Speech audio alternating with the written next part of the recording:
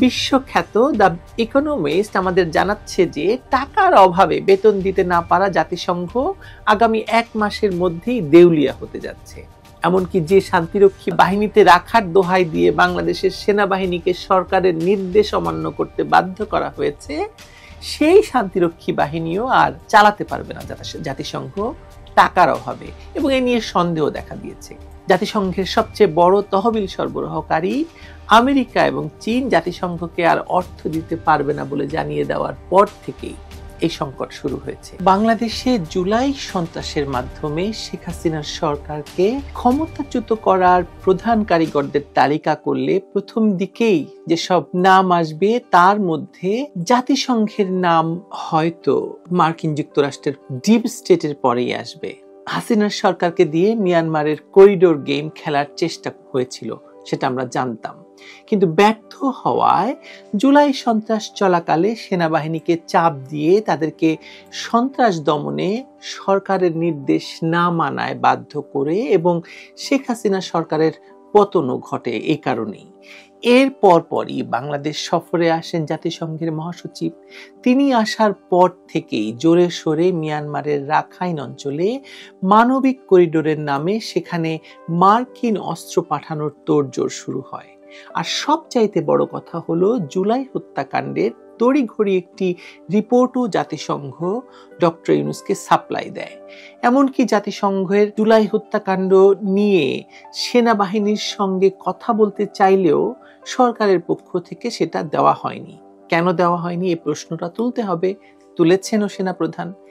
এই বুদ্ধি নিঃসন্দেহে ডক্টর ইউনূসের, কারণ জাতিসংঘের তদন্তে সেনাবাহিনীর বক্তব্য থাকলে রিপোর্টও অন্যরকম হতো, তাতে কোনো সন্দেহ নেই।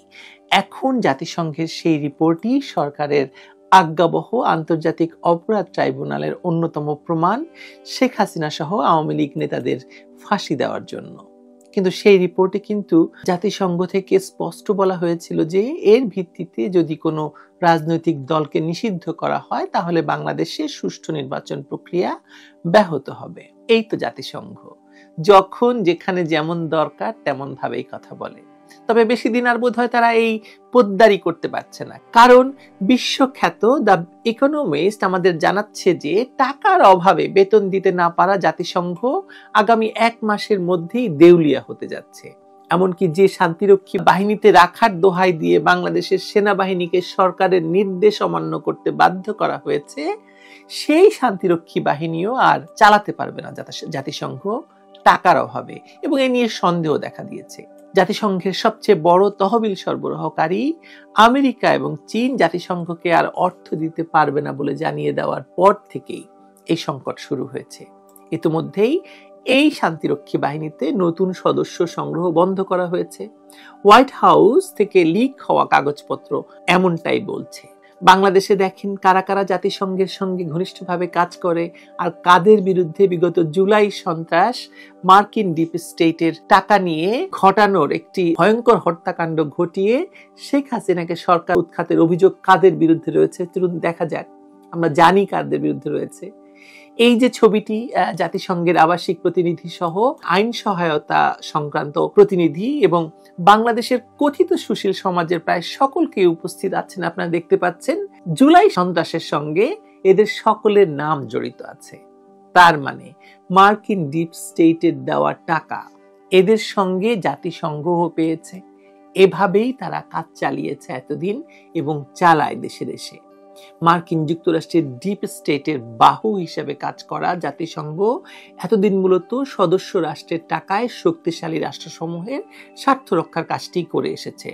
এখন প্রেসিডেন্ট ট্রাম্প যখন এই ডিপ স্টেটের ফান্ড কাটা শুরু করেছে বা উইথড্র করা শুরু করেছে এবং সেই সঙ্গে জাতিসংঘের তহবিল যোগানোর ব্যাপারেও নেতিবাচক কথা বলছে, তখন চীনের মতো অনেক রাষ্ট্রই আর জাতিসংঘকে টাকা দিতে চাইছে না। অতএব এই জাতিসংঘের আসন্ন মৃত্যু ঘটতে যাচ্ছে বলে অনেকেই মনে করছেন। এমন একটি দুর্বলের ওপর ক্ষমতা দেখানো, সুপার পাওয়ারের এজেন্ডা বাস্তবায়নকারী কোনো প্রতিষ্ঠান বা জাতিসংঘের পৃথিবীতে প্রয়োজন আছে কিনা তা নিয়ে কিন্তু বহুদিন ধরে বিতর্ক চলছে সারা পৃথিবীতে। তারা নিজেদেরকে সুপার গভর্নমেন্ট বা সুপার সরকার মনে করে, কিন্তু তারা আসলে কোনো যুদ্ধ ঠেকাতে পারে না, তারা গাজায় মানুষের নিরাপত্তা দিতে পারে না, কাউকে ঠেকাতে পারে না, কিন্তু তবু তারা খবরদারি করে যাচ্ছে এবং করছে বাংলাদেশের মতো দেশে উগ্রপন্থীদের ক্ষমতায় আনার মাধ্যমে। সিরিয়াতেও আপনারা জানেন কিছুদিন আগে সরকার পরিবর্তন হয়েছে, আসাদ সরকারকে সরিয়ে একটি জঙ্গিবাদী সরকার প্রতিষ্ঠায়ও জাতিসংঘের অংশগ্রহণ আছে বলে শোনা যায়। এমনিতে তারা হয়তো ক্ষমতা হারাবে না, কিন্তু যখন ফান্ডে টান পড়বে বা টাকা ফুরাবে তখন তাদের ক্ষমতার নোটে গাছটিও মোড়াবে, তাতে কোনো সন্দেহ নেই। দেখা যাক আর কতদিন টিকে থাকতে পারে এই গোপন রাজনৈতিক শক্তির সংগঠন জাতিসংঘ। আমি দেখতে পাচ্ছি জাতিসংঘের মতো সংস্থার মৃত্যু, জাতিসংঘের ক্ষমতা শেষ হতে হতে একেবারে নিঃশেষ হয়ে যাওয়া দেখা যাচ্ছে। আপনি যদি আন্তর্জাতিক রাজনীতির খোঁজ খবর কিছুটাও রেখে থাকেন তাহলে আপনিও জানবেন যে জাতিসংঘ নামের এই সংস্থাটিকে আসলে কেউ আর পোছে না। ইরাক, সিরিয়া, লিবিয়ার মতো সমৃদ্ধ দেশগুলোকে শেষ করে দেওয়ার পর এবার তারা বাংলাদেশে হাত দিয়েছে। হয়তো এর মধ্য দিয়ে শেষ হবে জাতিসংঘের দাদাগিরি। আমি তো সেটাই দেখি। আপনারা দেখেন।